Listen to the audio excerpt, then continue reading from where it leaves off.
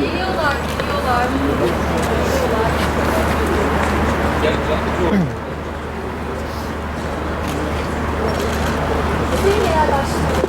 Şöyle alabilir miyiz? Biz kayda girdi, ikisi de girdi. Şöyle kısacık. Muhabir arkadaşlar geri. Bir ittifaka dahil olabiliriz yönünde bazı açıklamalarınız olmuştu. Evet. Sonrasında genel merkezdeki bu görüşmeyle birlikte aklımıza gelen ilk soru bu bir ittifak görüşmesi miydi sorusu. Eğer öyleyse nasıl bir süreç işleyecek bilgi verirseniz seviniriz. Yani bugün doğrusu çok uzun uzadıya size açıklama yapamayacağım. Görüştük, daha önce de görüşmelerimiz vardı Sayın Cumhurbaşkanı'yla. Diğer partilerin genel merkezleri, genel başkanlarıyla da görüşmelerimiz oldu. Görüşmelerimiz sürecek. Biraz daha sabretmemiz gerekecek. Konular netleşince mevzular inşallah sizler aracılığıyla kamuoyuyla paylaşılacaktır. Birkaç başlığımız vardı. Evet konuştuk. Seçimler de bu başlıklardan bir tanesiydi.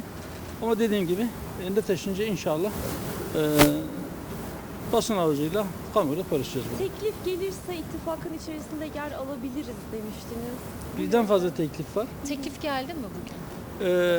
Size. Biraz daha sabır arkadaşlar. Evet dediğim gibi konuştuğumuz konulardan bir tanesi de seçimlerdi. Görüşmelerimiz sürecek. Netleşince bir karar aşamasına gelince bunu paylaşacağız. Karar Geniş yapmış aşamasına ne yapmayacağız. zaman gelirsiniz? Nasıl bir takvim işler? Çünkü bir taraftan da artık seçim tarihi konuşulmaya başlandı. Seçim tarihi henüz netleşmedi. Bir bakalım. Öyle anlaşılıyor ki yani seçim tarihi de yoğun bir şekilde konuşuluyor.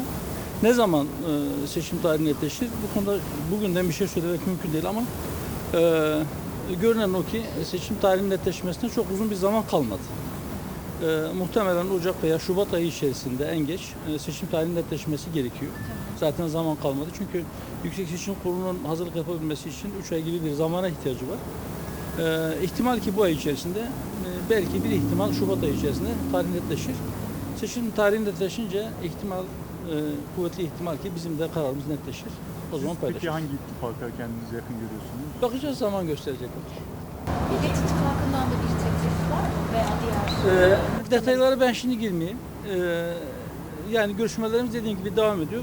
Eğer takip ederseniz kimlerle görüştüğümüzü, hangi partilerle görüştüğümüzü ya da bundan sonra kimlerle görüşeceğimizi net bir şekilde görüşürüz. Normalde ittifaklarda bazı milletvekilliği gösterilmesi gündeme geliyor. Sizin böyle bir talebiniz oldu mu? Mesela Cumhurbaşkanı bunu talebiniz. Detayları konuşmadık arkadaşlar. Detaylar yani bu gibi detaylar şimdi sormayın. Çünkü henüz verilmiş bir karar yokken o detaylara girmek doğru değil. Görüşmelerimiz devam edecek dediniz. Bir sonraki görüşme için bir tarih Hayır, belirlendi hayır, mi acaba? Bir hayır. takvim oluşturuldu mu? Şu anda bir tarih yok. Bakacağız. Peki. Teşekkür ediyorum arkadaşlar. Teşekkürler. Hayırlı akşamlar. Sağ olun.